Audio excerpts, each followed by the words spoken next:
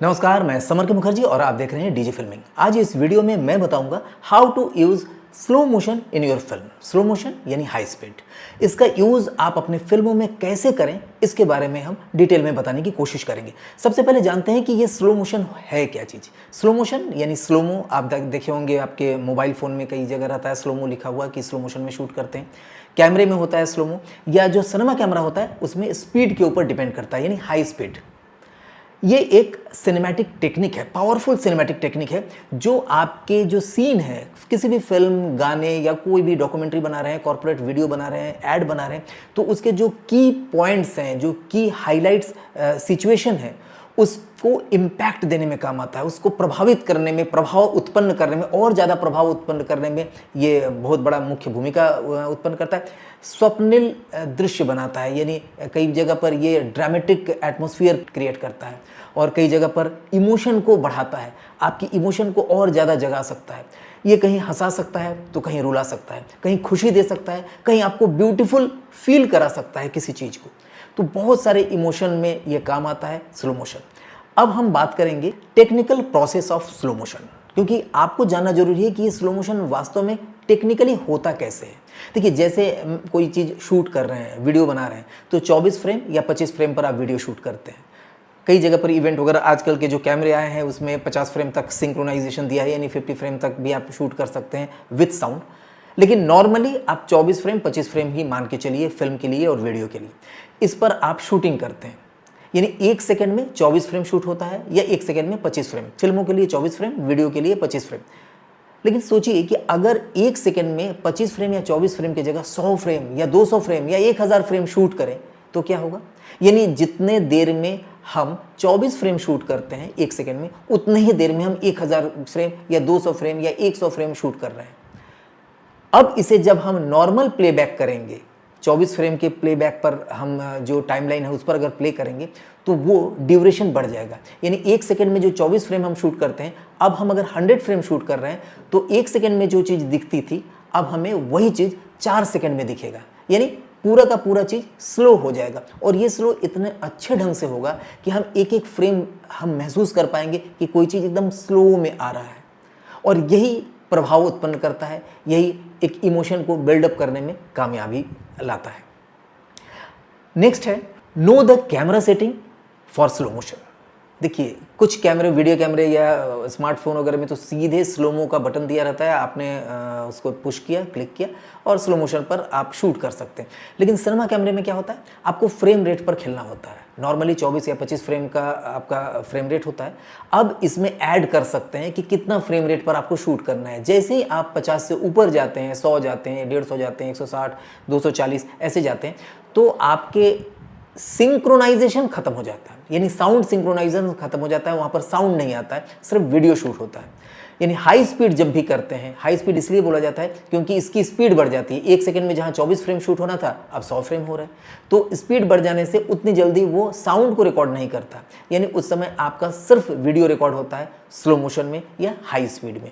तो इसके लिए एक बटन होता है, अंदर आप सेटिंग में जाएंगे, वहाँ पर आपको सिर्फ फ्रेम रेट्स को बढ़ाना होता है। चाहे रेड कैमरे ले लीजिए, एरी कैमरा ले लीजिए, सब में फ्रेम रेट्स को बढ़ाने के लिए एक आपको सेटिंग में जाना होता है, और सेटिंग में उसको क्लिक करके वहाँ पर फ्रेम ऐड करना होता है कि कितने फ्रेम पर आपको जाना है।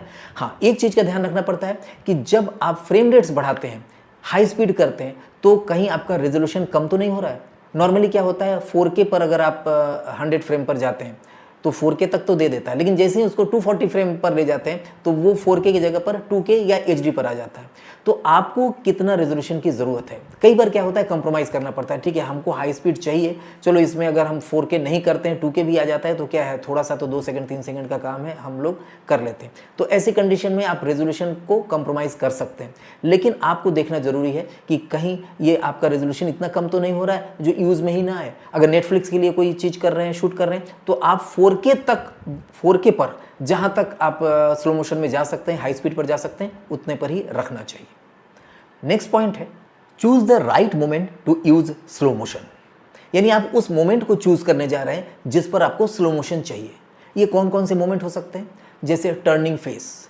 किसी लड़की को पहली बार आपने दिखाना है, वो मुड़ती है, बाल बड़े बड़े हैं और वो झटके से मुड़ती है, किसी ने पीछे से बुलाया, वो टर्न करती है, वहाँ पर आप स्लो मोशन दे सकते हैं। उसकी फर्स्ट अपीयरेंस पर, जो कि काफ़ी अच्छा लग सकता है, आपकी इमोशन को बिल्डअप करेगा, ब्यूटी को बिल्डअप करेगा, अच्छा लगेगा देखने में। आप इसी तरह से किसी पंच में, कोई एक्शन सीन है जहाँ पर किसी ने किसी को पंच मारा, वहाँ पर आप स्लो मोशन में इसे दिखाना चाहते हैं। कई बार आप देखते होंगे कि अगर नंगा बदन है और पेट में कोई घुसा मारता है तो वो नीचे का पूरा पोर्शन आपको दिखता है कि कैसे मांसपेशियाँ हिल जाती हैं, तो वहाँ पर स्लो मोशन काम आता है। कई बार आप फर्स्ट अपीयरेंस अगर दौड़ते हुए कोई आ रहा है तो दौड़ने में आप दिखा सकते हैं, कोई कार आ रही है स्लो मोशन में आपको दिखाना है, उसमें आप कर सकते हैं।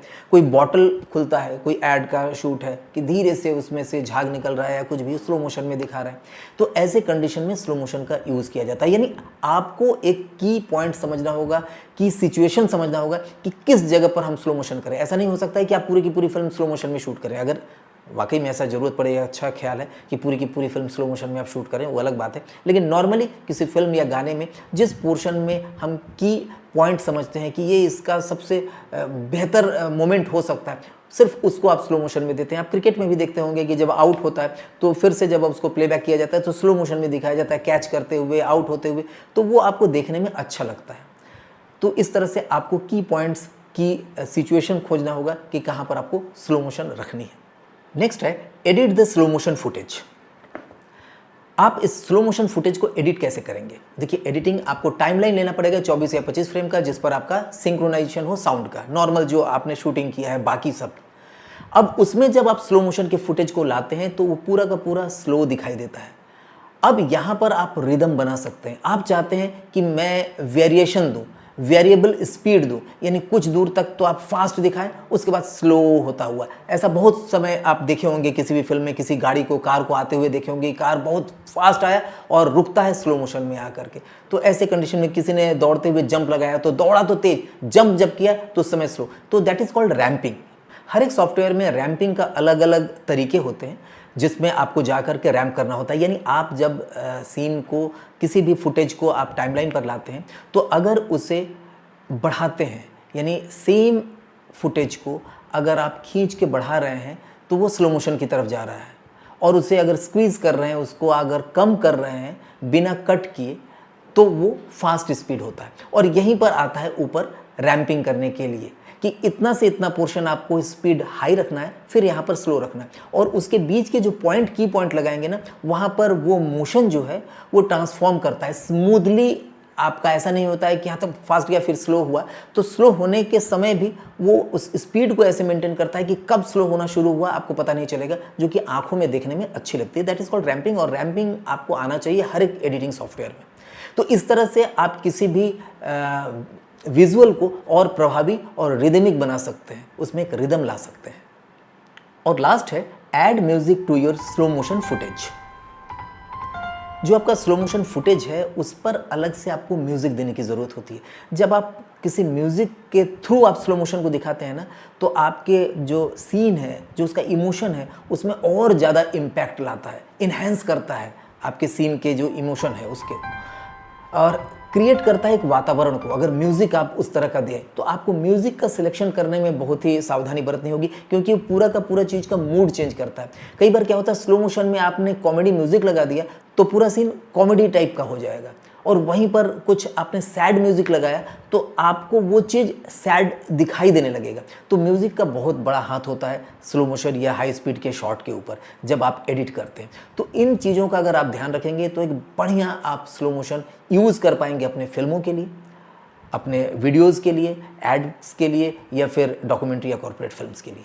आज का वीडियो कैसा लगा हमें ज़रूर बताइएगा, और इस तरह के और भी वीडियो देखने के लिए हमारे डीजे फिल्मिंग को ज़रूर सब्सक्राइब करिए और इसे शेयर करिए और लोगों के बीच में। नमस्कार। मूवी शूट करना हो या TV serial, web series shoot करना हो या एड फिल्म, प्रोफेशनल लेवल की सिनेमाटोग्राफी और फिल्म मेकिंग अब चुटकियों का काम, यानी बहुत ही आसान हो गया है। प्रोफेशनल लाइटिंग अब चुटकियों में। रेड और एरियल एक्सा जैसे प्रोफेशनल सिने कैमरे पर अब आप भी शूटिंग कर सकते हैं। ग्रुप डिस्कशन में आई लाइन मैचिंग करना भी अब चुटकियों का काम है। क्यों राहुल? अरे बिल्कुल, इतने से फ्रेम के लिए इतनी सारी लाइटिंग, पर इसे समझना। Film direction, cinematography, editing, script writing, ad film making, production house management, acting, movie and video making की फुल प्रोफेशनल कंसल्टेंसी फ्री में पाने के लिए इस नंबर पर सिर्फ एक मिस कॉल दें, क्योंकि डिजी फिल्मिंग से फिल्म मेकिंग सीखना अब। और एक बात, डिजी फिल्मिंग से फिल्म मेकिंग की ट्रेनिंग और प्रेस्टीजियस इफ्टा सर्टिफिकेशन अब ऑनलाइन के साथ साथ ऑफलाइन भी उपलब्ध है। अभी संपर्क करें इस नंबर पर